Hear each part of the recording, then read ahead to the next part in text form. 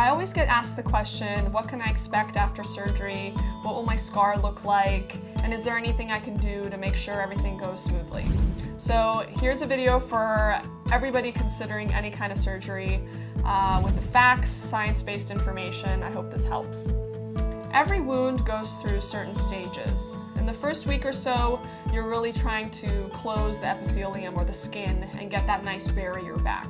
And every wound basically gets harder and more reddish, purplish for about 3 to 4 months. And that's when your collagen is really on overdrive, trying to create scar.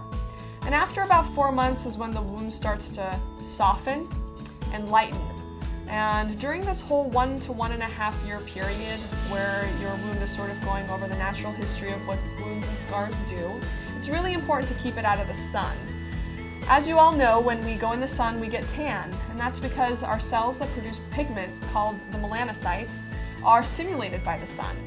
So as you can imagine, when a wound is very sensitive, because it's just been created or you've just had surgery, the melanocytes are already sort of hypersensitive. So if you get sun on the wound, it's going to heal darker than your surrounding tissue because the melanocytes are going to be really revved up and producing a lot of pigment. So with any scar, very important to keep it out of the sun for 1 year to 1.5 years.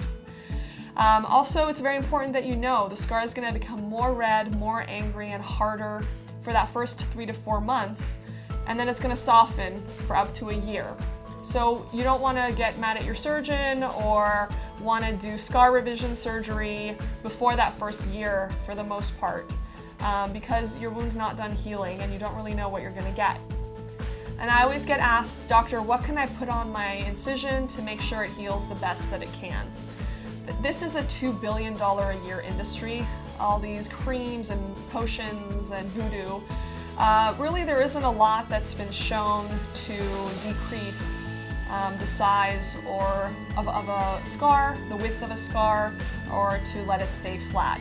The only things that have any sort of evidence at all are silicone sheeting or silicone creams, sunscreen or keeping it out of the sun, and also taking the tension off of the wound. And there are certain wound therapies now that when you apply the dressing, it squeezes the scar together so that it's not under any tension and it doesn't create a wide scar. I will tell you that things like vitamin E, which everybody thinks is so amazing, can actually be harmful to a scar. Vitamin E causes weak links between your collagen and can actually lead to a very wide scar. So I typically do not recommend vitamin E on any wounds. Things like aloe or coconut butter might smell good or might feel good to you, but really they're not doing anything. And then lastly, I did want to discuss arnica, bromelain, and turmeric. A lot of patients swear by arnica. There isn't that many good studies at all about arnica, but it doesn't hurt either, so if you want to use it, most of us say okay. Bromelain has been shown to decrease some bruising, and turmeric, again, while there's not great studies, it is considered to be an anti-inflammatory. So some doctors will put their patients on turmeric as well. So those 3 things, again, not well studied, but don't cause any harm either, and if it makes you feel better to take it, I'm all for it. So again, if you have any questions about your wound or you're concerned about anything such as infection or that you're not healing right, the first person you should be talking to is your own surgeon. If you feel like you're having any issues with your scar, like infection, your surgeon is really the first person you need to go to. That's what we're here for. I hope this video has helped clarify some wound healing issues for you, and best of luck.